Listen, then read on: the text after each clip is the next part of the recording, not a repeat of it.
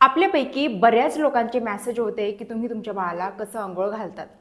तर ह्या बाथ टबमध्ये मी चेरी बाळाला अंघोळ घालते. इमाम लड्डू बाम. हू, हू.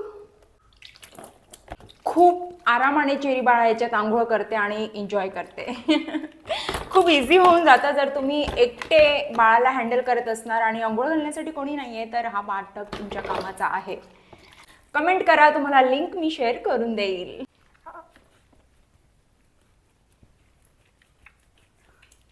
ए मस्तखोर बाबू, मस्ती ना कर बेटी. चला, तुम्हाला व्हिडिओ दाखवण्यासाठी चेरी बाळाला डायपर घातलं होतं. आता डायपर काढूयात आणि प्रॉपर अंघोळ घालूयात. ला ला ला ला ला. ए बेटी, गिद्दी गिद्दी गिद्दी गिद्दी गिद्दी गिद्दी गिद्दी.